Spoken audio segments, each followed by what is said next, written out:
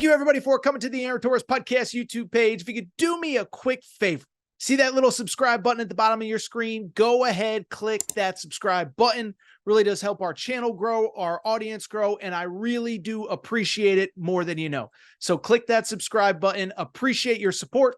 Now, here's the video that you came here for today. Topic of the day. It's funny. For a lot of you, I'm so blessed because we have thousands of people finding us every single month here on the Aaron Torres pod feed and the YouTube feed as well. And I keep saying we're going to ramp up to college football. Many of you, everyone that's found me from like March on hasn't even heard me talk college football outside of a few days of Nico Iamaleava. But at the same time, college football news, I keep saying we're going to ramp up, but there's really nothing going on. It is a quiet time of year in college football. In general, the only piece of news you're going to get in June or July is generally bad. Now, sometimes it's a player getting in trouble, an assistant coach getting in trouble.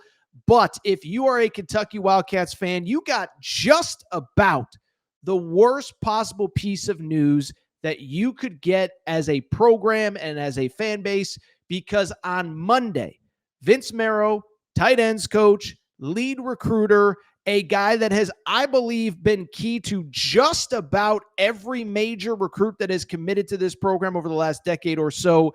Very well respected. Well, it was announced, what was reported, it hasn't been officially announced, at least as of right now, that Vince Marrow is not only leaving Kentucky, but he is leaving Kentucky to be the general manager of Louisville football. It is not good. And to me, listen, I think people are going to get caught up on the Louisville angle of this. I think that it's really a bigger metaphor for the fact that I don't think Mark Stoops is going to be around very much longer. Okay. So let's go ahead and dive in. First of all, for people who are maybe a big time college football fan, but why does this matter if you're not a Kentucky fan? Vince Marrow, like I said, he had been with the program for 12 years coming into this year. And he is widely regarded as not only the key recruiter at Kentucky, I think he's regarded as one of the best recruiters nationally in all of college football, okay? This is a guy, he became one of the highest paid assistant coaches in the SEC because of his recruiting ability in the pre-NIL era. I remember, 4 or 5 years ago, Mel Tucker tried to get him to come to Michigan State. He stayed at Kentucky. And like I said, listen, I know people want to make fun of Kentucky football. Listen, Kentucky football has been excellent over the last decade or so, outside of last year, of course, and certainly excellent relative to the history of the program. 8 straight bowl games, a 10-win season in 2018 and 2021. I might be off by one. It might have been 2017, but 2 10-win seasons in the last decade. And you could sit there and say, because I know, an Alabama fan or a Tennessee fan, oh, yeah, the glory day. No. This is, in my lifetime, the best Kentucky football has ever been. And in most people's lifetimes, the best Kentucky football has ever been, okay? They had not had a 10-win season from 1977 until 2018. They have had 2 in the last 7 seasons. And listen, I don't want to discredit the rest of the coaching staff, the players, or even Mark Stoops. But Vince Marrow was the key recruiter for basically all the players that were on those teams. I'm not going to go through everybody, but Lynn Bowden, one of the best wide receivers in the history of the program. He played quarterback for a minute, Lynn Bowden, whatever. One of the best wide receivers, played quarterback for a season. He was recruited by Vince Marrow. Wan'Dale Robinson, of course, goes to Nebraska, comes back to Kentucky, was recruited by Vince Marrow. You go on and on down the list. I know he didn't work out, but at the time, Keontae Goodwin, remember that name? 5-star offensive tackle, highest rated player ever to commit to Kentucky football.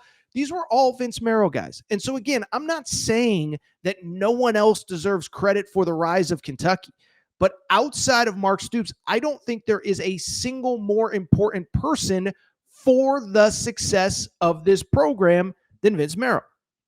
And so the fact that he's leaving, I think to me is a huge, huge, huge red flag about where this program is and where it's going.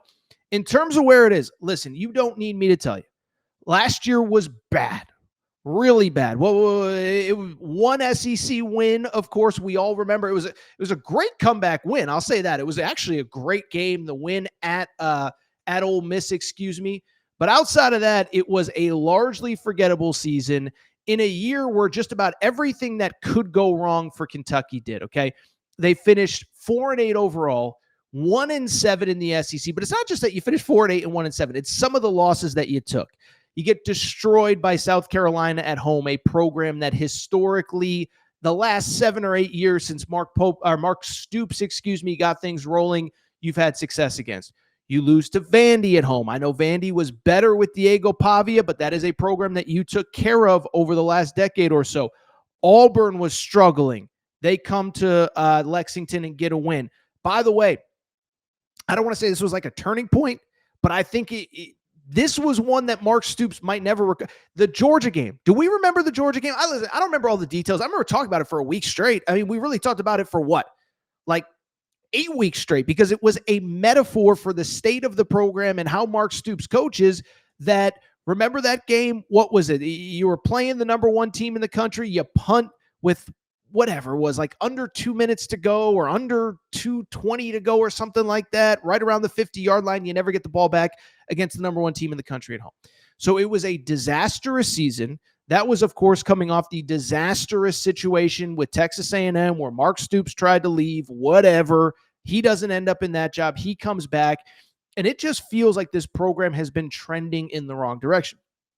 So we don't do a lot of football recruiting on this channel and this show. It's not, to me, it's a topic that's very interesting, but I always say with football recruiting, unless it's a 5-star quarterback in general, it's about the totality of players, not individual. But I only bring it up because it is a story at Kentucky right now and in the Kentucky community that Kentucky's really struggling on the recruiting trail right now. I think it's pretty obvious that a lot of NIL funds were cut. Now, Mark Stoops is saying all the right thing about we want the right guys in this program and we're not going to this and we're not going to that. But they've had a couple big recruiting weekends. They've largely come up dry. And I just think it speaks to a program that there's not a lot of buzz. There's not a lot of juice. And I think Vince Marrow leaving is a metaphor for this ship is sinking and I'm getting off. Now, listen, I'll give Vince Marrow credit. I don't want to give him credit. He just took a great job, very well compensated, whatever. But there have been rumors since what? Right around the end of the season that he was going to go another place. I remember there were rumors that he was going to join Bill Belichick's first staff at North Carolina. There were rumors about Louisville a few months ago.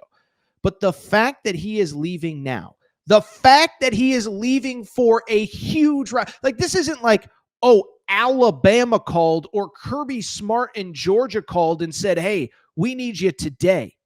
This is your biggest rival in the ACC. And I'm sorry, this is no disrespect to Louisville because I think they have a great program and a great athletic department. But going from the SEC to the ACC is a step down.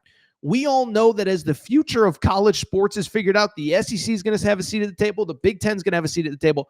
We're not quite sure what that ACC seat looks like. So for him to leave this program at this moment in time, it says to me that he is on the inside of that thing every single day. He knows things are not going well, and he needs a fresh landing spot for his, for whatever remains of his career. He's an older guy. He's going into an administrative GM role. Whatever, you get the point. I only bring it up to say that if things, because listen, we talked about it. This guy has turned down other opportunities before. This guy has turned down great opportunities at great schools.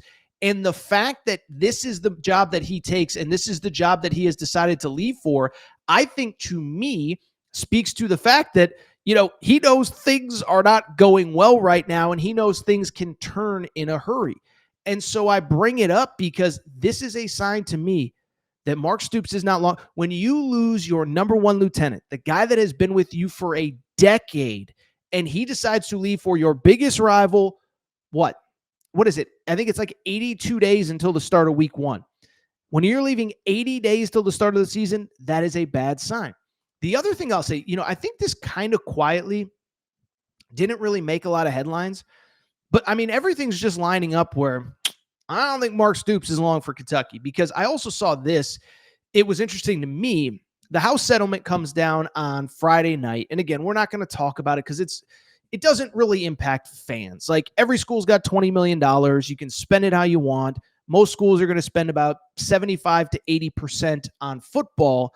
And then everybody else has basketball. And listen, there's side effects. I think that frankly, it's going to lead to either a lot more lawsuits or back to under the table payments, because there's no way these schools are just going to abide by that $20 million when we have $10 million basketball rosters right now. By the way, the reports are that football rosters have gotten into the 30, maybe even $40 million range at Texas. So we're not going to talk about the House settlement today. But why I do think it's important is for this reason. There was a report that came out. It might have been an interview with Matt Jones. I can't remember, but Mitch Barnhart did an interview. Mitch Barnhart is the AD at Kentucky. And what was interesting about the interview is that apparently there was a meeting of all the SEC administrators, and basically Greg Sankey tried to say, hey, let's put a cap on how much everybody can spend on any individual sport. That way, kind of, sort of, in theory, balances the playing field, right? Now, I don't think it really does, because I don't think people are going to stick to those numbers. But I think the idea was, okay, everybody's going to spend this much. So it retains, I should say, some sort of competitive balance. Well, I bring it up because there was a very vocal dissenting voice about slotting specific dollar amounts for each individual sport. And that dissenting voice was Mitch Barnhart, the AD at Kentucky. And why that is significant is pretty straightforward.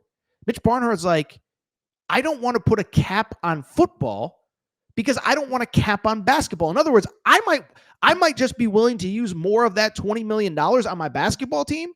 And if I want to spend $8 or $10 million of that money on basketball and much less on football, that shouldn't be held against me or my basketball program. Now, it's great for Kentucky basketball, but I do think it is an interesting side note about Mark Stoops of the football program is when you have your number one assistant, your number one lieutenant leaving the program right before the start of the season. And we're now, again, about 2 months away from the start of the season. We're getting close. That's not a good sign.